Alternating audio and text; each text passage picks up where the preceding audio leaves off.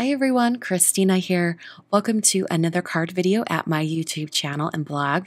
Today I have this fun birthday card that I made using a new stamp set from Reverse Confetti.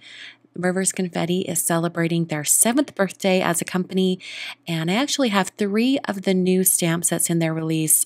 There are other products as well, so I'll link down below so you can see them all. But I wanted to show you these other 2. There's this one called Bowl of Blooms, and there's a coordinating die set, as you can see.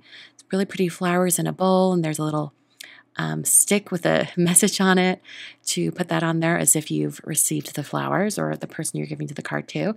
And then there's this one called Friendly Rainbow. Rainbows are really big right now in stamps.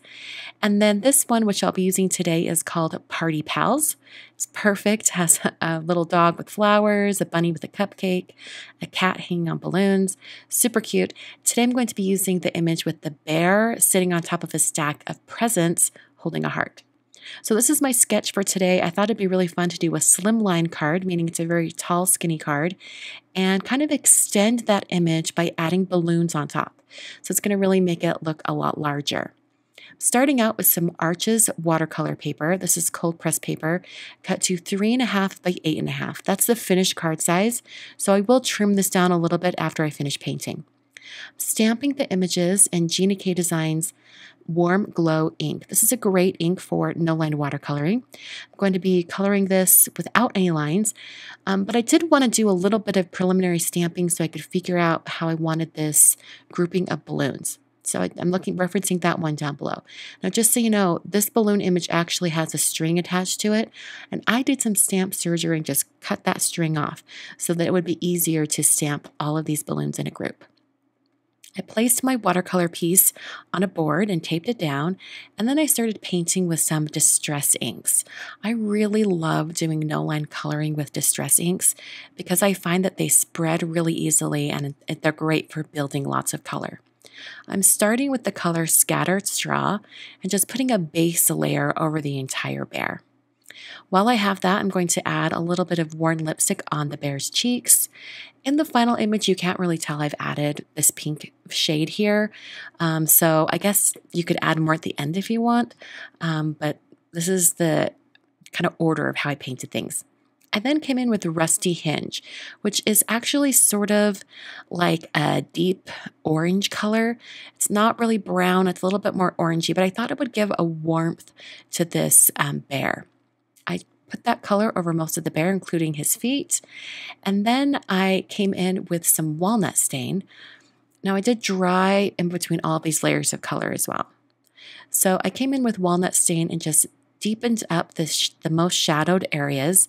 And this also neutralized some of that orange color from Rusty Hinge. It takes out some of that really, really bright orange shade. I thought it was useful to add a little bit of that walnut stain. I then used the walnut stain, not really watered down at all, to add the details on the bear's feet. And I also used that same very dark brown shade for the bear's eyes and eventually for his mouth and nose. But first I need to kind of paint his whole snout area.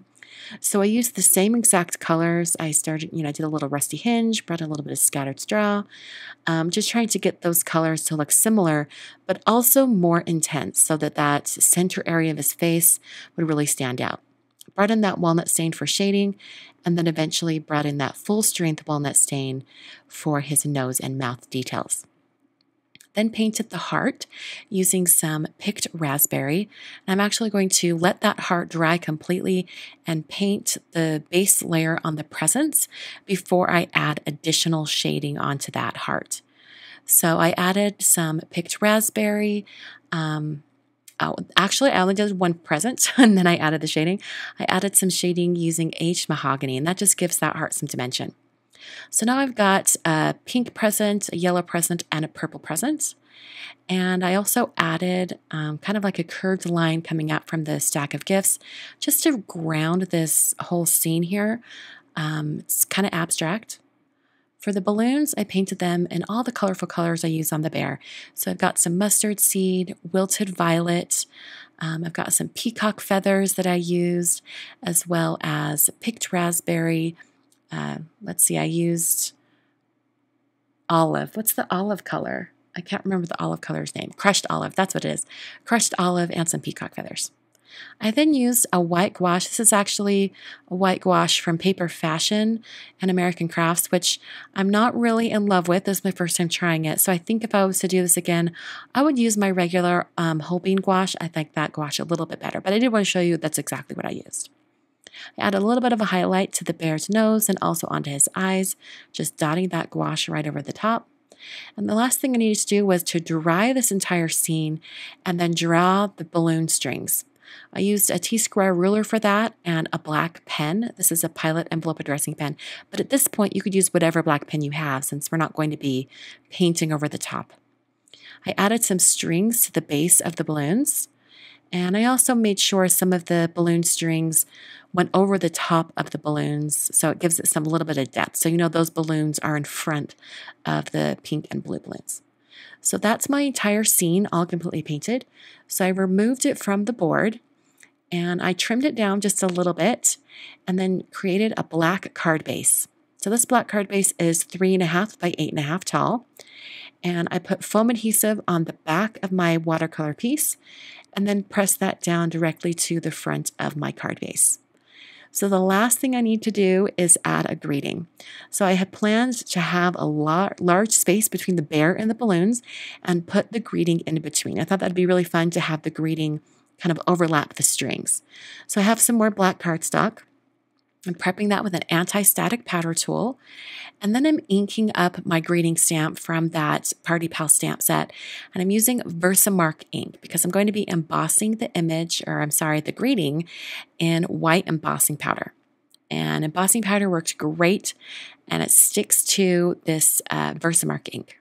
So I stamped my birthday wishes greeting, sprinkled on some alabaster embossing powder from Brutus Monroe, and then hit that with my heat tool until it was smooth and melted. I trimmed that out and put a little bit of foam tape behind the greeting, and then pressed that down onto the card. And that finishes the card for today. I really love really tall cards like this. I hope you guys do too.